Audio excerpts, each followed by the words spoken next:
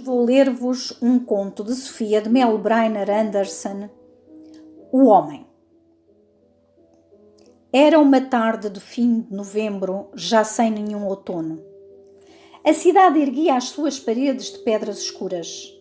O céu estava alto, desolado, cor de frio. Os homens caminhavam empurrando-se uns aos outros nos passeios. Os carros passavam depressa. Deviam ser 4 horas da tarde de um dia sem sol nem chuva. Havia muita gente na rua naquele dia.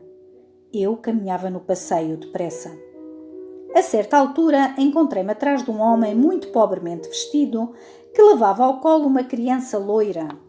Uma daquelas crianças cuja beleza quase não se pode descrever.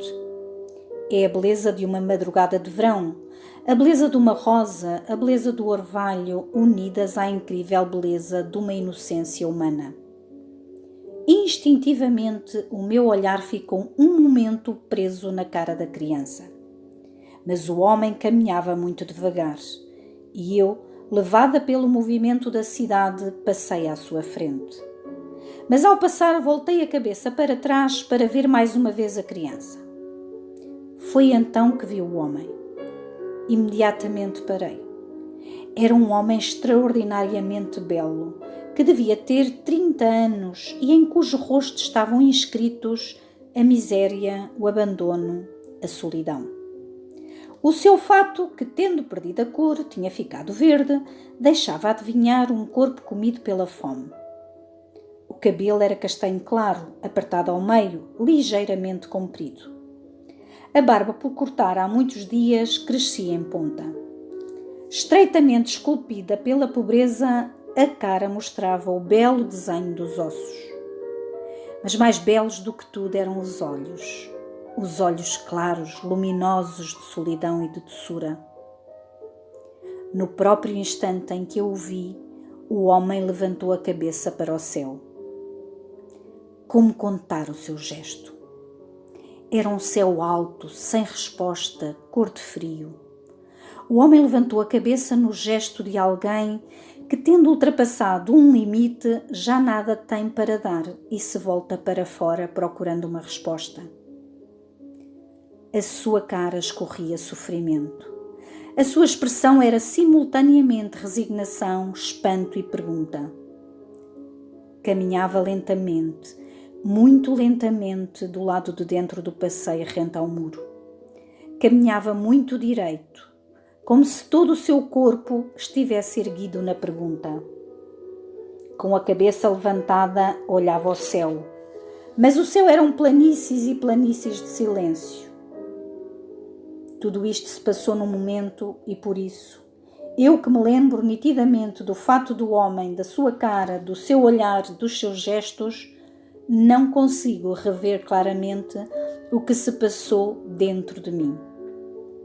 Foi como se tivesse ficado vazia olhando o homem.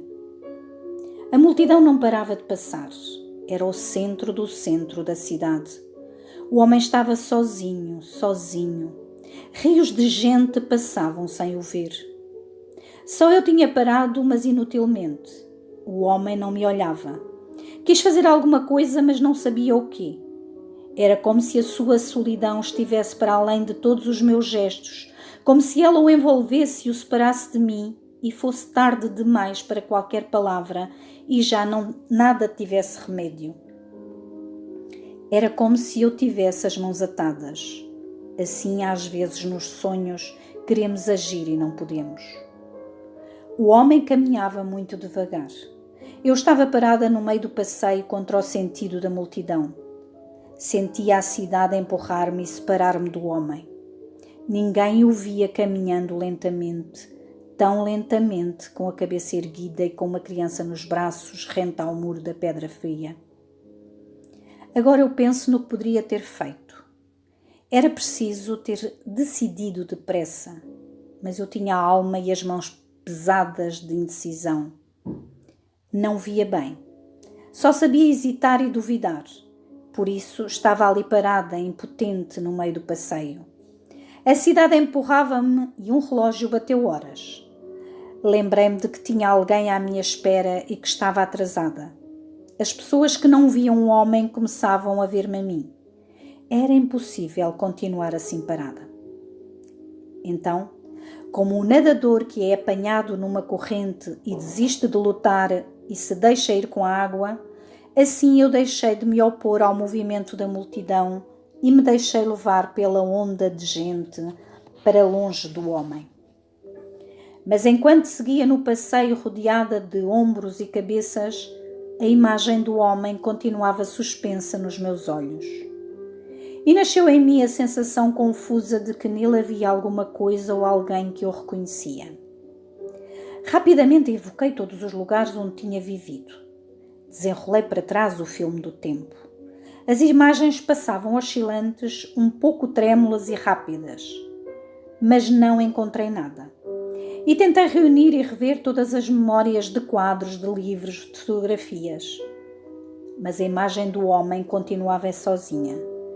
A cabeça levantada que olhava ao céu com uma expressão de infinita solidão, de abandono e de pergunta. E do fundo da memória, trazida pela imagem muito devagar, uma por uma inconfundíveis, apareceram as palavras: Pai, Pai, por que me abandonaste? Então, compreendi porque é que o homem que eu deixara para trás não era um estranho. A sua imagem era exatamente igual à outra imagem que se formara no meu espírito quando eu li: Pai, Pai, por que me abandonaste? Era aquela a posição da cabeça, era aquele o olhar, era aquele o sofrimento, era aquele o abandono, aquela a solidão. Para além da dureza e das traições dos homens, para além da agonia da carne, começa a prova do último suplício, o silêncio de Deus. E os céus parecem desertos e vazios sobre as cidades escuras. Voltei para trás. Subi contra a corrente o rio da multidão. Temi tê-lo perdido. Havia gente, ombros, cabeças, ombros, mas de repente vi-o. Tinha parado, mas continuava a segurar a criança e a olhar o céu. Corria empurrando quase as pessoas. Estava já a 2 passos dele, mas nesse momento, exatamente nesse momento, o homem caiu no chão. Da sua boca corria um rio de sangue e nos seus olhos havia ainda a mesma expressão de infinita paciência. A criança caíra com ele e chorava no meio do passeio, escondendo a cara na saia do seu vestido manchado de sangue. Então, a multidão parou e formou um círculo à volta do homem. Ombros mais fortes do que os meus empurravam-me para trás. Eu estava do lado de fora do círculo. Tentei atravessá-lo, mas não consegui.